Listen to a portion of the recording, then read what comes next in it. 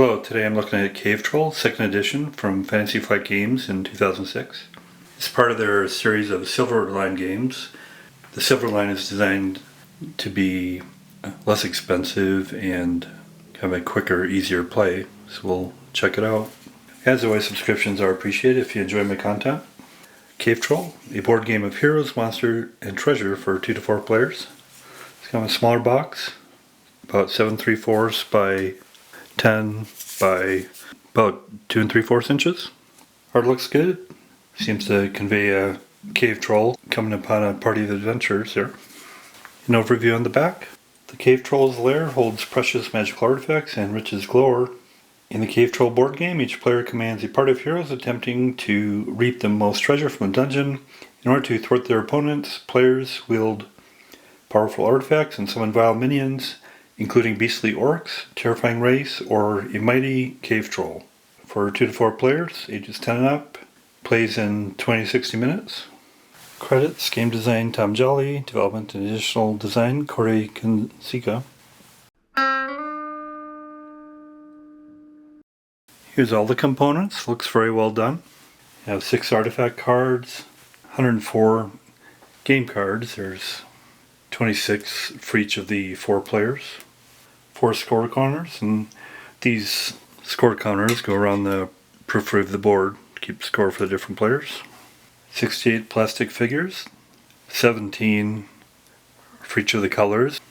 Game board, then a 6-page rulebook, and kind of a 6-page kind of fold-out rulebook. Each player has these 17 miniatures, and each of the 4 different players have the 17 same miniatures. There's heroes, monsters, and the treasure. There's the adventurer, which has no special abilities, and there's 9 of the adventurers. The barbarian. When a room is scored, the barbarian counts as 2 heroes. During normal play, only counts as 1. The barbarian cannot be pushed by the wraith. Thief. As an action, you may move your thief to any room or entrance area on the board. Knight. When your knight is in a room, none of your opponent's heroes or monsters, except their knights, may enter that room. Only knights may enter a room occupied by an opponent's knight. If your knight enters a room occupied by your opponent's figures, those figures may remain in the room. If your knight enters a room or entrance area occupied by 1 or more orcs, even your own orc, the orcs are all immediately discarded. Dwarf.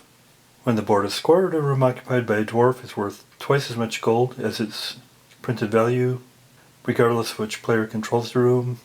There are multiple dwarves in a room. Its value is doubled once for each dwarf.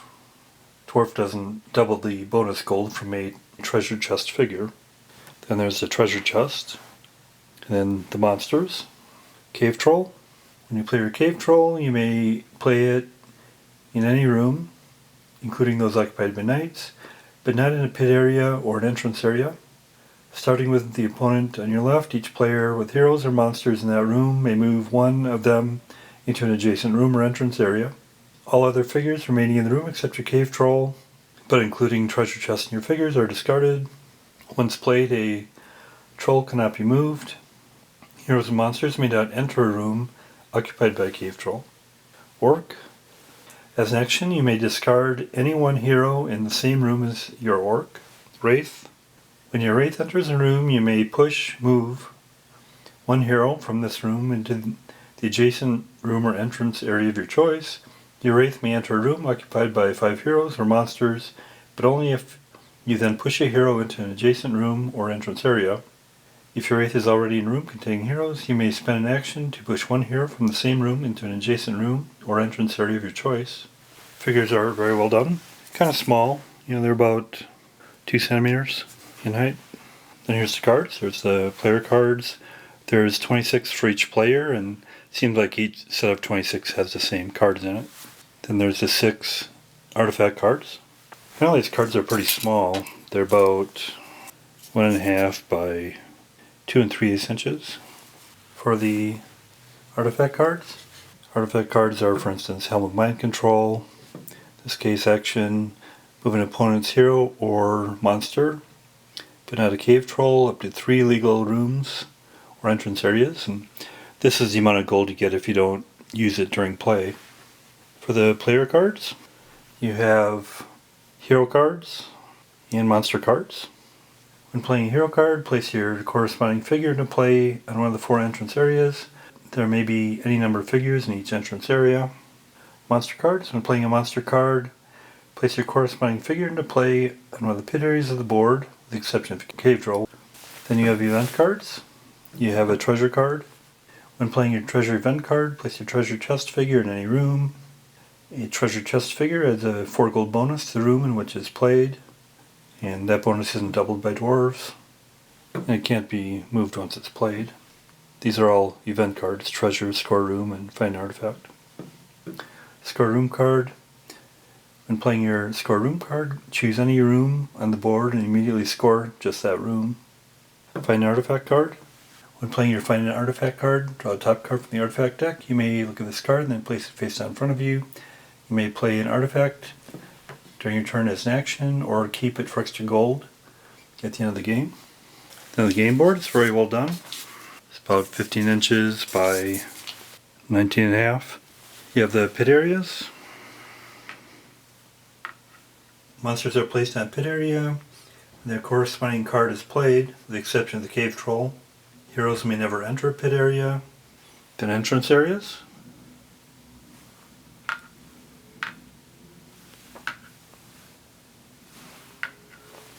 Heroes are placed on an entrance area when their corresponding card is played. There may be any number of figures in an entrance area. And then rooms. Each room contains a gold value, in this case 2. There may never be more than 5 hero and or monster figures in a room. The gold here. The player with the most heroes in a room acquires this much gold each time the room is scored. Then the score track around the perimeter here. That's all the components. It all looks great. I'm looking forward to trying it out. Now we'll get to set up and play. Okay, set up and play here. So the way it plays is each player takes a turn, randomly choose first player, then you go clockwise. On a player's turn, you can take up to 4 actions except for the first turn. But generally take up to 4 actions, and you can do any combination of any of these actions. Actions are draw a card and play a card, move one of your hero or monster figures, play an artifact card, use a hero or monster ability that takes an action. On the first turn though, the first player can do 1 action, the second player can do 2 actions, third 3, and then once you get to 4, the fourth player, then the rest of the turns you take 4 actions. And to win, the game ends after a player finishes an action card and he has no cards remaining in his game deck. Then you score the board. The player who ended the game receives 3 gold bonus. Any players with unused artifact cards receive the bonus gold equal to the number printed on the gold coin on the card. The player with the most gold wins.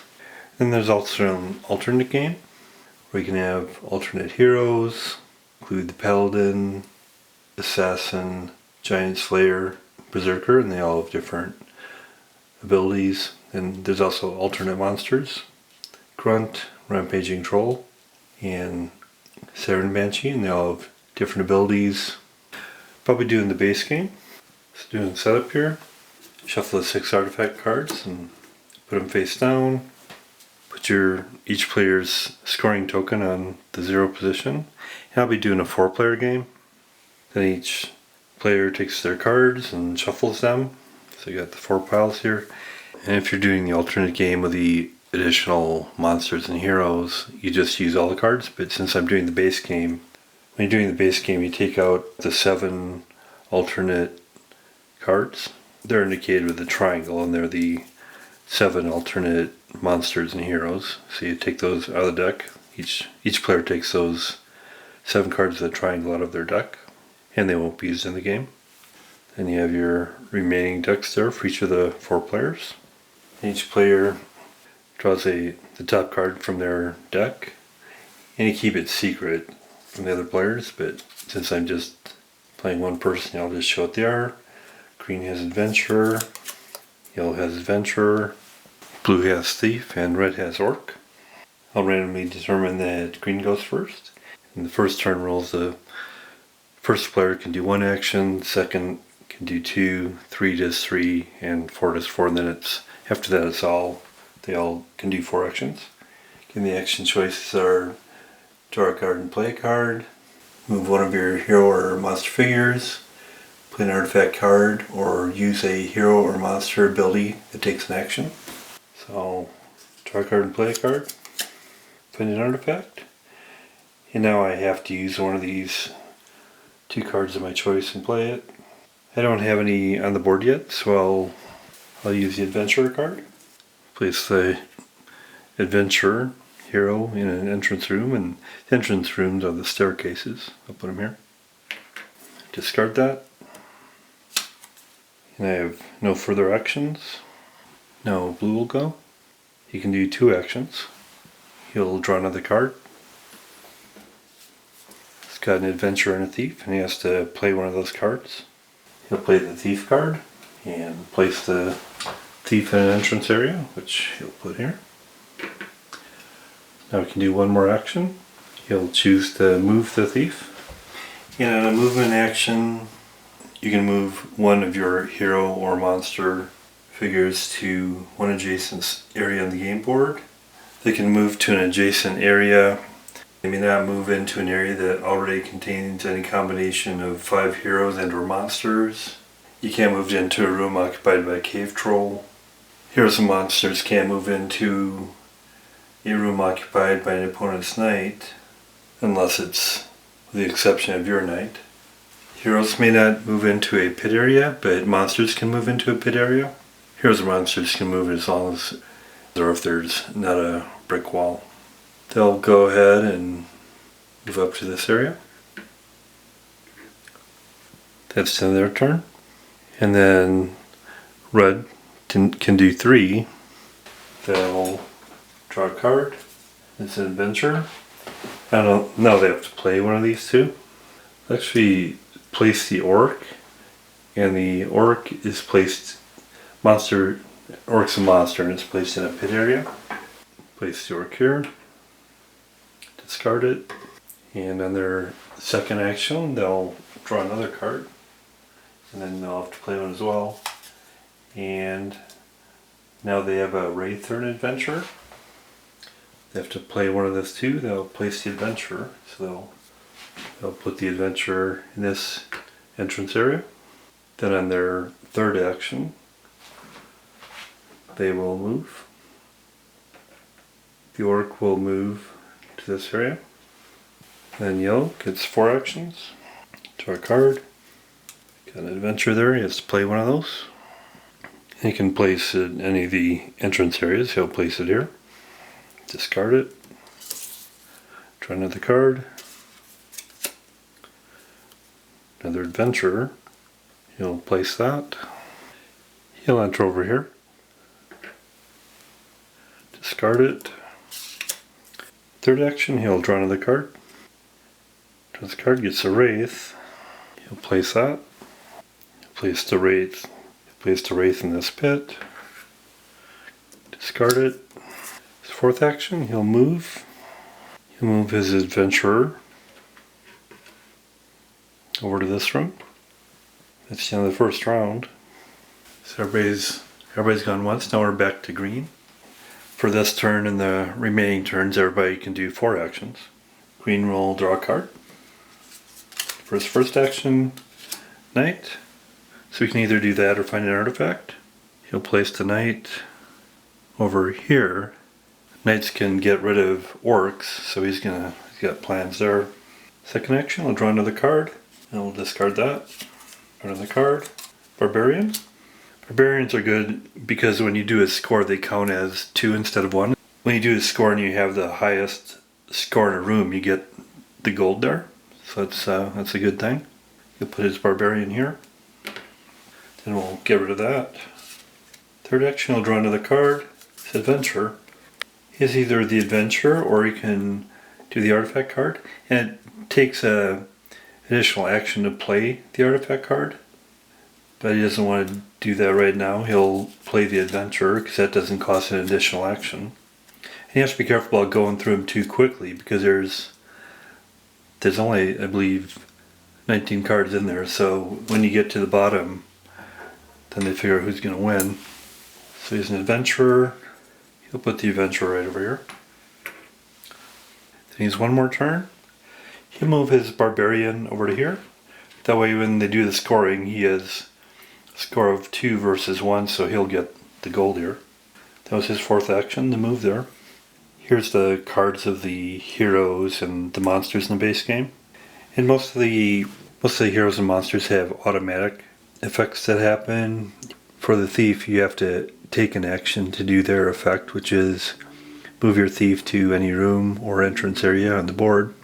Orc, it requires an action to take, and it's discard anyone here from the room, wraith, and an action you can take that requires an action is push one hero from this room into an adjacent room or entrance area.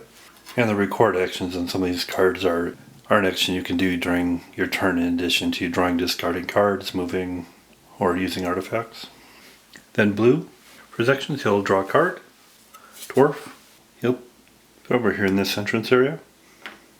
Dwarfs allow you to double the amount of gold you received that you receive in a room, except it doesn't double the amount from a treasure chest. Discard that. Draw another card. Cave Troll. So he'll put his Cave Troll in this room, and basically when you put a Cave Troll in your room, he stays there, nobody else can go in. And the other heroes have the option to move in their heroes out, otherwise they'll be discarded. Green will move up here. Yellow will move down here. Now he's got a Cave Troll sitting in that room. Discard that. Draw another card. Treasure. So he can put the treasure in any room he wants. He's going to put it with the Cave Troll. Now the Cave Troll can protect that. Nobody else can come in there. And that adds 4 gold to the room when they do the scoring. That worked out pretty well. Basically you have the Cave Troll there protecting his treasure. That was the third action. Discard that. Then for the last one he'll do a movement. He'll move his dwarf down here. He can double the amount in this room. There's currently 2 gold, and he'll double it to 4 when they're scoring. It's the end of blue's turn, then red. First action, draw a card. Gets find an artifact. Draw the first card from the artifact deck. Gets Cloak of Invisibility. Action, choose one of your heroes. For the rest of your turn, the hero may move 2 rooms for 1 action, and may move through rooms occupied by cave trolls, knights, or hero monster figures. And if he wants to play that, it'll take 1 action. Otherwise, if he keeps it till the end of the game, he gets 2 gold for it. Then for his second action, he'll draw another card. Gets a dwarf. Place the dwarf here. And then his third action, gee, there's 5 gold here, so it'd be really great if he got there. He'll play his Cloak of Invisibility, which costs 1 action, so that's his third action. Then his fourth action, he'll move, and with the Cloak of Invisibility, he's allowed to move 2 for this turn. He'll go 1, 2, and now when it's scored, he can double that gold in the room since he's a dwarf. So that's his 4 actions. There are 3 ways that scoring happens. One is the score room card where you just score 1 room that you choose. The other is at the end of the game, you score all the rooms. And the third is that when you discard cards you've played, some have this score icon at the bottom, some have a couple. And you put these in a separate pile from the other cards you discarded. So in this case, red had played an adventurer that has a score icon previously. Blue had played the treasure card, which has a score icon. And red played a fighting artifact card with 2 score icons. When the total number of the score icons equals 5, then you score all the rooms on the board. But we're only at 4 now, so those aren't scored yet. And then once you score all the rooms and you discard these, you can start a new pile. When you get up to 5 again, then you score all the rooms. But we're only at 4 now, we're not up to 5 yet, so we don't score all the rooms yet. Then yellow will go. He'll draw a card, gets Cave Troll. He'll put the Cave Troll up here with the 5 gold. So he'll guard his cave and not let anybody in there. That was his first action. Now his second action. Barbarian. You can either do the Barbarian or the Adventurer. And the Barbarian counts as 2 when you're scoring, so we can basically take over a room if there's only one other in there. He'll go here, discard that. Third action will be to go to this room. He's got one action left. For his fourth action, he'll draw another card and score a room. So he's going to choose a room to score. And when you score a room, you look at the heroes in the room, and who has the greatest effective number of heroes gets the treasure in that room. And if you have dwarves, you double it. If there's a treasure chest, you get 4 additional for the treasure chest. And barbarians count as 2 heroes, but in this case we're looking for yellow. Here's tied, it's 1-1, so neither of them get the gold. He's got the cave troll here with 5, so he'll choose that room and get 5 gold. Other scoring, if blue is scoring, for instance here, he would have 4 gold and then 4 for the treasure. And when you score rooms, only heroes count in a room, monsters don't count towards the scoring. But he'll use the cave troll in the room with 5, and he'll get 5 for that. So he'll move his indicator up to 5. He's got 5 gold. So that's the end of that round. Hopefully that gives you a sense of the play. That's Cave Troll, 2nd edition from Fantasy Flight Games. One of their Silver Line games from 2006. I didn't quite know what I'd think about it going in, because it seemed to be kind of a light game, but I was very impressed. No dice involved, but you get your randomness through your order of cards. A lot of strategy. Components are great. Seems like it'd be very, very good entry level game for people maybe that aren't familiar with heavier games. I really can't see much downside to it. I'm not used to having a game that doesn't have dice in it, I guess, but it all makes a lot of sense. Definitely one of my favorites for a smaller game for sure. Highly recommend it. Give it an 8 out of 10. Thanks a lot.